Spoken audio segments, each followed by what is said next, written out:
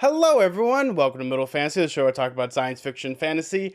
I am your host, Zach, and I have another book review episode for you all today. It's been a while since I've done one of these, and there's kind of a reason why, and I'll get into it just right now. And that is, when it comes to picking books here, I try to find books that I haven't necessarily read before, or if I'm going to be finding books that I've read before, I have to find a different topic. And this is the case where I did like a blind pick. Today we're going to be talking about Old Man's War by John Scalzi. And this is a book, well, I don't have it on my shelf right now because I actually lent it to someone. But this is a book that has been on my shelf for literal years, almost 5 to 6 years. I remember picking it up at like a thrift store and putting it on my like pretty much just bookshelf, and it's just been there ever since. And I'm like, hey, maybe I should read that. And every time I think about doing it, another book comes, so I decide, well, let's read this. And you know what? It's a book, for me, in my opinion, before we get to it, it's a book that's better left on the bookshelf. But for me, that really makes me bad.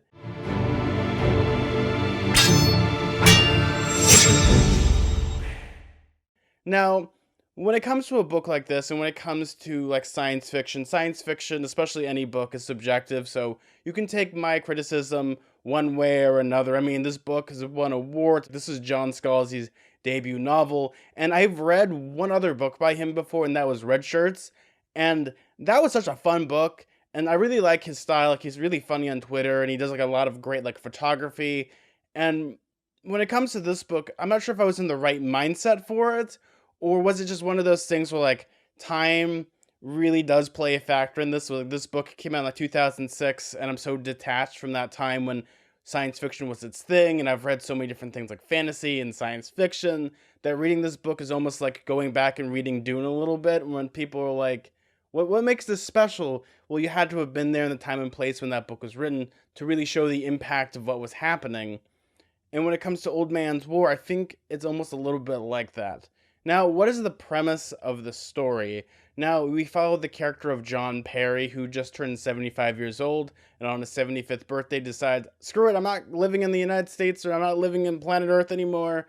I'm pretty much joining like this defense colony system, and I'm getting out of here, and pretty much, going up into the stars and never coming back to Earth because that's the policy. And it's almost like the trials and tribulations of him as a 75-year-old man trying to find solace in the galaxy to an extent. We're not going to really be doing spoilers all that much, and when I do, we're going to have a spoiler tag because I do have some thoughts about this. But when it comes to this, the premise is almost like in my head when I was looking at the summary, it's like Starship Troopers meets like Full Metal Jacket, and I was like, oh, this is going to be really exciting. It's going to have some like fun geriatric stuff. It's going to be a different type of war story than I'm so used to, or even like a science fiction story.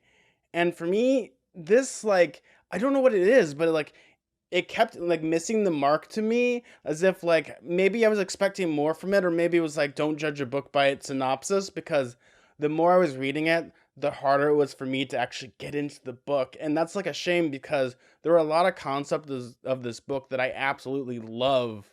I think one of the main reasons why I did not enjoy this book all that much was because I think the main character of John Perry is not a fun character. Like, you can't really relate with him. And he's a character that's almost like your insert character in many ways, but also at the same time, like, he's not interesting. Like, if I want to compare this to like Starship Troopers, like all those characters are supposed to be not interesting. They're very like one dimensional. But the reason why they work in that story and kind of like that satirical nature, even with like, Johnny Rico and all the other people, is that they're charismatic.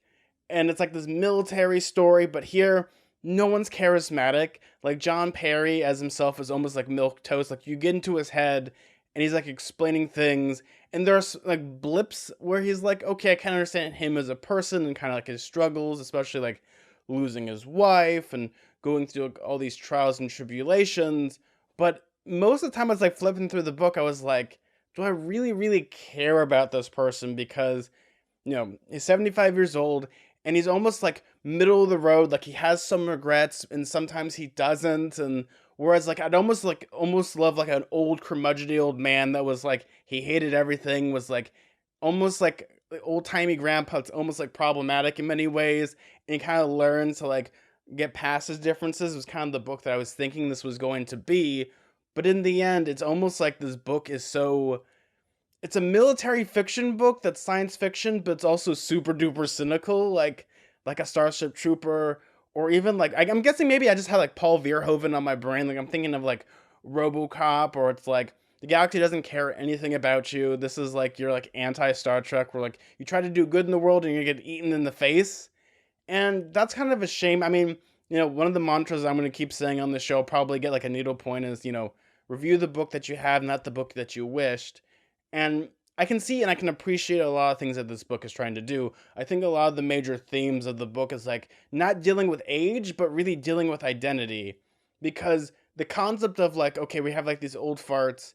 And one of the things about this book is that there's like a twist halfway through, and it's like I thought the story was going to be, oh, these old people, they can't really fight, but here's what they're going to be doing to like fixing the problems. They're going to be more like the, not fight smarter, not, stronger in many ways, but spoiler alerts from here on out, I guess, when it comes to like certain aspects. But halfway through like the story, almost like the part was like trying to figure out like what's going on, what's the angle. Oh, they put his brain into like a younger version of himself, and then this becomes like, well, I'm younger and I have like these kind of like, I'm more alien, I guess. Like my skin's a different color, like I'm green, I have different type of blood, like I'm technically property, and it becomes almost like the RoboCop thing of like you're not really a person, but rather just a piece of property that can be regrown, or pretty much as long as you can do your 10 years, you're good. The concept of this kind of reminds me a little bit of like, if we're gonna use some history here, like indentured servitude a little bit. Like if you work for like this many years, like you'll be free and we'll give you some property, we'll give you some tools, but you like mess up once, they keep adding things. But here, like your life expectancy in this new frontier is like nothing. So like 10 years is almost like an impossibility unless like you have like a cushy desk job. And that's kind of the thing that I thought that was so interesting about it is like, the idea of identity, what happens when you do this stuff. And I felt like that there's like a lot of missed opportunities when it came to this book in that way. It's like I kind of wish he was just this old curmudgeony old guy, pretty much like going from one struggle to the next, not being able to like shoot a gun, but becomes like this pretty much like everyone around him starts dying like in horrific, terrible ways. There's parts where like there's like explosions and people like being eaten by organisms and stuff. That stuff was cool, but it was like, huh. And maybe this might not be the best book for me, and I think one of the other reasons why I was like having a hard time with this is like the prose in this are not like it's not as descriptive as what I thought it was going to be. And it's a very soft like science when it comes to the story, especially when it comes to some of the twists and comes to some of the turns. And when it comes to some of the twists and turns that I didn't like, was actually like his wife technically being alive. Like I thought that concept of like, oh, we have this thing called the Ghost Brigade. Pretty much, John Perry's wife dies of like a stroke, and they used her DNA to make like a super duper soldier compared to him who's just a super soldier. So they take all these people and basically make them into like these corpses that pretty much are, they're dead people that have no identities, and they're perfect for like special forces. And lo and behold, John Perry finds his wife, and it becomes this type of story. And on the surface, that's fine. I think one of the reasons why I was having a hard time reading this book was almost the prose a little bit, and how they're very like they almost like skip some of the details. Like you get into the combat stuff, that's fine. But when it gets like the character stuff, it almost like skips over a bunch of that stuff. But because John Perry as a character is not interesting, like you're not being able to relate to him. Like, there's not really anything like you're in his brain, but at the same time, he's just being like, this is what's happening, this is what's going on, and X, Y, and Z, and he's not really giving any observations. I did get a little bit of like Ready Player One vibes when it came to the story a little bit, when it comes to like some of the descriptions, like, oh, everyone now has like augmented like reality in their head, like they have like these things called brain pals, and like everyone names them like dumb, stupid things, like John Perry calls his an asshole or my asshole, and all of them call them other like horrific things. And I was getting like Ready Player One vibes of like, okay, this is probably what would happen, but also at the same time, it's like a mixture of silliness but seriousness at the exact same time that had almost, I don't want to say it was tone deaf, but there are a lot of moments that I did find, chuckle, but then other times I'm supposed to be horrified. So I really, man, this is a book that, if I read this book maybe 2 or 3 years ago before reading a bunch of other books and my tastes have kind of changed, I would have really, really enjoyed this book a lot more. And I think when it comes to this book, it's not the fault of like John Scalzi. It's not the fault of, when it was written, because I can see all the highlights again.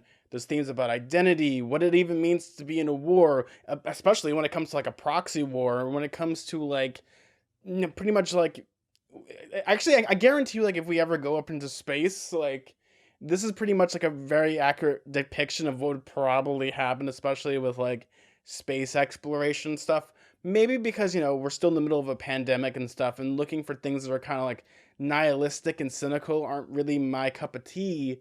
But that doesn't discourage a lot of people from reading this book. I did find a lot of merits when it came to this book. And for me, like, this book didn't really resonate to me, but I found someone that might resonate to, and they've been reading it and they're enjoying it. And I don't even know, like, when it comes to like when I recommend, like, who is this book aimed for? Like, this is like a teenager book. This is like, you don't give this to a kid, you give this to them 15, 16, because there's like a lot of things when it comes to this book, like, there's just old people orgies, and like, I used to like kind of work at an old folks home a little bit for like 2 seconds, and I'm like, oh, this part's completely true. I think John Scalzi like looked at an old folks home and realized there's just old people orgies, and like, I gotta write this into my book. And then, there's the military drama stuff, and then there's like the cynical nature of it. Like, there's a lot of like Starship Trooper parallels that I could easily bring to this. But it's one of those books, like, if you read this book, just be prepared for like a lot of like cynicism, a lot of things that are like just weird choices. But there are a lot of great things about this book, and I'm going to leave this off with some good nature things that I really enjoyed about this book. Things that I really did enjoy about this book is actually how snappy it was. Like, I know I said like it's like weird, like how things are put together, but when it comes to the action and the fight scenes, they're quick, they're concise, they're really, really well written. When it comes to like things like the technology, I really, really did enjoy the technology about the stuff. Like, there's like these super space rifles.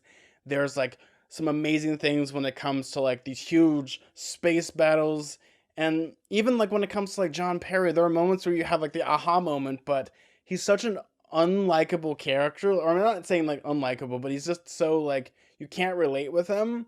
That they're like the moments where he has the aha moments I really enjoyed, but then when you get to like him just being himself, almost like in the default, not being like an action hero, is when I have a hard time.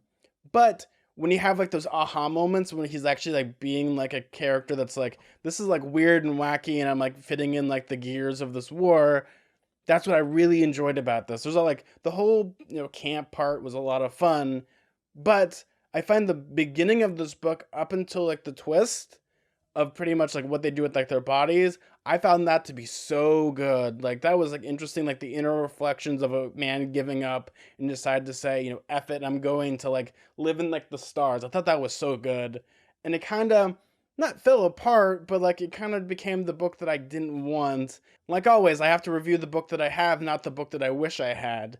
And when it comes to like what I read the other ones, because this is a series, ironically, before recording this, I actually went to a used bookstore for the first time in a million years, and they had the sequel to this book for 50 cents. And I'm like, you know what? I would give this book, like, I don't give like ratings, but this is like for me like a middle of the road book. Like, maybe the first book didn't hit it off, but I'm willing to give the second book a chance. Maybe the ideas and like already knowing the characters, knowing the scenery and all that stuff would help a lot. But it's one of those where when will I review the next one? Maybe I'm not gonna say 5 or 6 years, but it's going to be a hot minute, because it's one of those things where I might have to reread the first book, or maybe listening to it as like an audiobook might help. But for the most part, when it comes to it, it's going to be a book that I might read, but at a later date. That will be it. That's like the TBD type of thing. But there are things that I liked about it, things that I hated about it. But at the end of the day, it's a matter of preference. But, it's one of those where it's just a middle of the road book for me. And there's so many other books I could put on my list that it's just one of those things. What did you guys think about this book? Did you like it? Have you read it before? Does the series get any better with all the other books? I'd like to know. What are your favorite parts about it? Were there any fun jokes, any fun characters? Well, thank you all so much for watching this video. Well, like always, everyone, may your food and drink ever be tasteful, and may your fantasy books be filled with fantasy and adventure, and your space books be looking up towards the stars. Bye, everyone. See ya.